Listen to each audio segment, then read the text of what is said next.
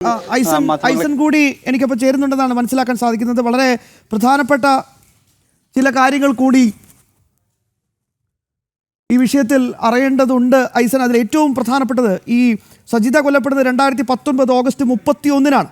കേസിൽ കൊലപാതകം, തെളിവ് നശിപ്പിക്കൽ, അതിക്രമിച്ച് കടക്കൽ എന്നീ കുറ്റങ്ങളാണ് പ്രഥമ ദൃഷ്ട്യാ ഏകപ്രതിയായ ചെന്താമരയ്ക്കെതിരെ തെളിഞ്ഞിരിക്കുന്നത്. ഈ കേസിൽ ജാമ്യത്തിലിറങ്ങിയ ശേഷമായിരുന്നു ചെന്താമര സജിതയുടെ ഭർത്താവിനെയും ഭർത്തൃമാതാവിനെയും കൊലപ്പെടുത്തിയത്. ഭാര്യയും മകളും തന്നെ വിട്ടുപോകാൻ കാരണം സജിതയാണെന്ന സംശയമാണ് കൊലപാതകത്തിലേക്ക് നയിച്ചതെന്നായിരുന്നു വിചാരണഘട്ടത്തിൽ പ്രതി തന്നെ മൊഴി നൽകിയത്. സജിതയുടെ വീടിനകത്ത് ചോര പതിഞ്ഞ ചെന്താമരയുടെ കാൽപ്പാടുകളാണ് കേസിൽ വളരെയധികം നിർണായകമായത്. ഒപ്പം മൽപ്പിടുത്തത്തിനിടയിൽ പോക്കറ്റ് കീറി നിലത്ത് വീണ വസ്ത്രം ചെന്താമരയുടെ തന്നെയെന്ന ഇയാളുടെ ഭാര്യയുടെ മൊഴിയും പ്രതിക്ക് വലിയ കുരുക്കായി. കേസിലെ സാക്ഷികളുടെ മൊഴിയും നിർണായകമായിരുന്നു. ഇതൊക്കെ അവിടെ ഉണ്ടെങ്കിൽ പോലും ഐസൻ ഗുരുതരമായി തന്നെ പോലീസിൻ്റെ ഭാഗത്തുനിന്ന് ഒരു വീഴ്ചയുണ്ട്. ഈ പരിസരത്തൊക്കെ കടക്കരുതെന്ന ജാമ്യവ്യവസ്ഥ വെട്ടിച്ചുകൊണ്ട് പ്രതി അവിടെ കറങ്ങി നടന്നത്, അടുത്ത് തന്നെ വീടെടുത്ത് താമസിച്ചതൊന്നും കേരള പോലീസ് അറിഞ്ഞില്ലേ?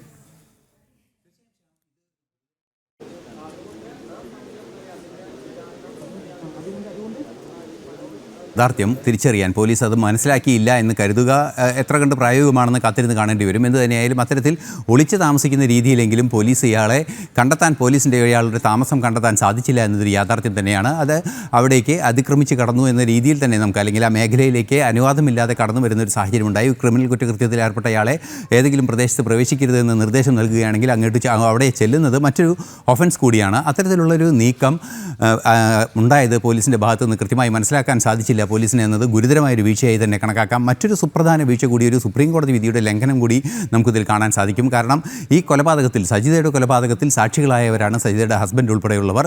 അവരുടെ സുരക്ഷ ഉറപ്പാക്കുന്നതിന് നമുക്കറിയാവുന്നതാണ് സാക്ഷി സുരക്ഷാ അതോറിറ്റി എന്ന് പറയുന്നൊരു സംവിധാനമുണ്ട്. സാക്ഷികളെ സുരക്ഷിതരായി നിലനിർത്തുന്നതിന് ജില്ലാ ജഡ്ജിയും പോലീസ് സൂപ്രണ്ടും അതുപോലെ തന്നെ ഡിസ്ട്രിക്ട് കളക്ടറും ഉൾപ്പെടുന്ന ഓരോ ജില്ലയിലും സാക്ഷി സുരക്ഷാ അതോറിറ്റി ഉണ്ട്. ഈ സാക്ഷി സുരക്ഷാ അതോറിറ്റി എല്ലാം തന്നെ ഫ്രാങ്കോ മുളയ്ക്കലിൻ്റെ കേസിലൊക്കെ അങ്ങനെ ഒരു കന്യാസ്ത്രീയെ സംരക്ഷിച്ച വിഷയങ്ങളൊക്കെ നമുക്ക് അറിയാവുന്നതുമാണ്. അത്തരത്തിലുള്ള സാക്ഷി സുരക്ഷാ അതോറിറ്റിയുടെ സംവിധാനങ്ങൾ ഉറപ്പാക്കുന്നതിനോ സാക്ഷികളുടെ സുരക്ഷ ഉറപ്പാക്കുന്നതിലും വീഴ്ച വന്നു.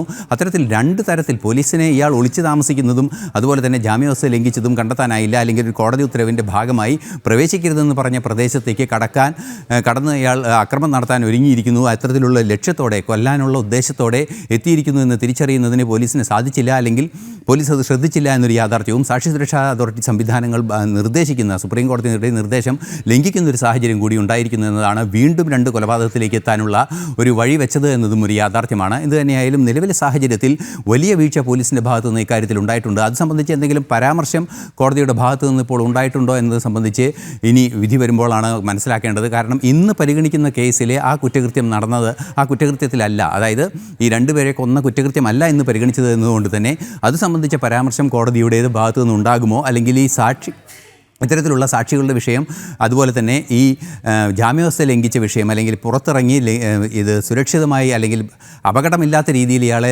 നിരീക്ഷിക്കേണ്ട സാഹചര്യം ഉണ്ടാകുന്നതിൽ പോലീസിൻ്റെ ഭാഗത്തുനിന്ന് വീഴ്ചയുണ്ടായെന്ന് പ്രാഥമികമായി മനസ്സിലാക്കുന്നുണ്ട്.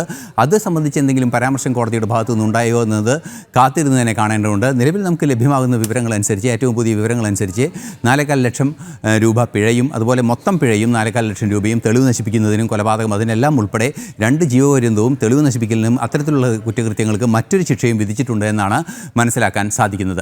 ശ്യാം. വളരെ പ്രധാനപ്പെട്ട ഈ കേസിൽ വളരെ നിർണായകമായ വിധിയാണ് വന്നിരിക്കുന്നത്. ചെന്താമരയ്ക്ക് ഇരട്ട ജീവപര്യന്തവും ഒപ്പം 4.25 ലക്ഷം രൂപ പിഴയും വിധിച്ചിരിക്കുകയാണ് പാലക്കാട് സെഷൻസ് കോടതി.